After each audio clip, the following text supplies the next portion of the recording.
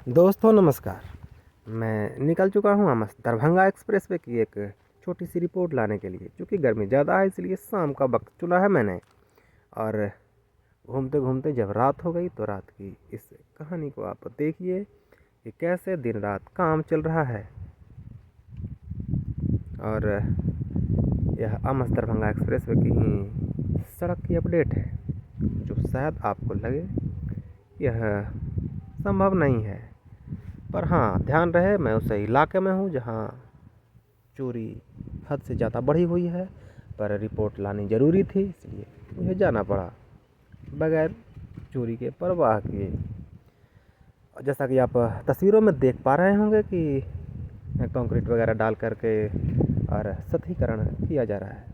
इससे साफ पता चलता है कि इस इलाके में जहाँ मैं अभी हूँ मिट्टीकरण का काम ख़त्म हो चुका है, मिट्टी भराई का कार्य समाप्त हो चुका है और कंक्रीट से सतहीकरण किया जा रहा है। इससे साफ पता चलता है या यह इस बात का संकेत है कि काम तीव्र गति से आगे की ओर अग्रसर है। मैं आपको बताते चलूं कि यह जो लाइटें दिख रही है यह दरअसल यह पुलिस की जीप है, वाहन है, जो जिनके संरक्षण में ही काम चल रहा है। जिस इलाके से पुलिस की गाड़ियाँ गुजर रही हैं या दिखाई दे रही थी आपको, वह इलाका बेहद बदनाम इलाका था। चूँकि जिला प्रशासन जहानाबाद और NHAI के संयुक्त तत्वाधान में किसानों की ज़मीनें जबरन छीनी जा रही थी बगैर मुआवजा भुगतान के। हाँ, यह प्रश्न उठना वाजिब है कि इनमें गलती किसकी है। यह भी हो सकता है कि किसानों के पास वैसे कुछ कागजात नहीं उपलब्ध होंगे जिससे विलम्ब हुआ होगा मुआवजा भुगतान के आवेदन करने में। परंतु यह जिम्मेवारी लेनी चाहिए थी जिला प्रशासन और NHAI को कि साथ आकर के किसानों की समस्याएं सुनते। अलग अलग प्रकार की समस्याएं हो सकती थी, संभावना बनती है, तो उनका निदान करना चाहिए था। निदान के उपरांत ही उनकी ज़मीन पर कब्जा किया जाना चाहिए था, लेकिन ऐसा तो संभव है नहीं। उन्हें अपना काम करना है और किसानों की सुनने वाला कौन है? नीतियाँ किसानों के लिए कौन बना रहा है? कोई नहीं, कुछ नहीं, बस किसान घिस पिट रहे हैं। तो माफ़ कीजिएगा, मैं भावनाओं में बह गया था और अब पुनः बिंदु की ओर आता हूँ।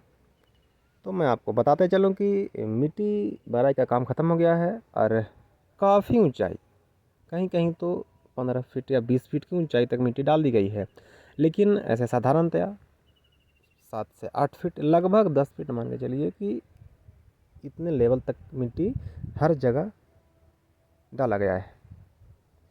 इन सब के इसके अतिरिक्त और मैं आपको बता दूं कि मदनगंज के जिस हिस्से की मैं बात कर रहा हूं, गंधार से लेकर के हवल्लीपुर तक और या ओकरी तक मान लें, और ओकरी से उस तरफ आगे की ओर जहाँ तक जहानाबाद का इलाका पड़ता है, शादीपुर का इलाका, तो लगभग 2 महीने के अंदर अंदर काम मिट्टी भराई का तो ख़त्म हो जाएगा, निश्चित तौर पे ख़त्म हो जाएगा। उसके बाद कंक्रीट डालने का काम आरंभ होगा। तो मान के चलिए कि आप अगले 6 महीने के अंदर अंदर गंधार से लेकर के और आपका शादीपुर का तक का जो इलाका है, लगभग 10 से 12 किलोमीटर का इलाका पड़ता है, यहाँ तक काम कंप्लीट हो जाएगा।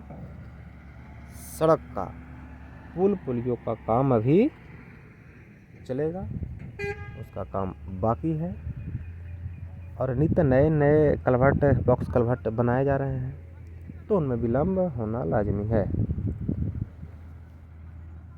और फ़िलहाल जो आप वीडियो देख पा रहे होंगे, मैं आपको बताना चाहूँगा इस तस्वीर के बारे में, इस वीडियो के बारे में, कि यह इलाका मदनगंज का ही है और गाँव पड़ता है उमराई बिहार। यहाँ के किसानों का मुआवजा भुगतान हुआ नहीं है और ये लोग बेहद सख्त थे, कब्जा करने दे नहीं रहे थे कि भाई जब तक हमें मुआवजा मिल नहीं जाता है हम देंगे नहीं। थोड़े हिंसक भी हुए थे, थोड़े एग्रेसिव थे। तो जिला प्रशासन ने इनके साथ सख्ती से पेश आए और दल बल का प्रयोग करते हुए इन्हें यहाँ से खदेड़ दिया गया। और फिर बाद में गांव वाले भी मान गए कि हमारे रोकने से तो रुकने वाला है नहीं, जाओ भाई बनने दो, जो जब यही करना ही है करे भाई। और आश्वासन दिया गया कि भाई आप लोग अपना कागजात जमा कीजिए, भुगतान अविलंब करा दिया जाएगा। तो इसी बात के साथ किसानों ने भी अपनी ज़मीनें छोड़ दी। हालांकि मन तो नहीं होगा, लेकिन देश को तरक्की करते कौन देखना नहीं चाहता, परंतु अपना बलिदान देकर नहीं, इसमें किसी दूसरे को ही बलिदान देना पड़ता है।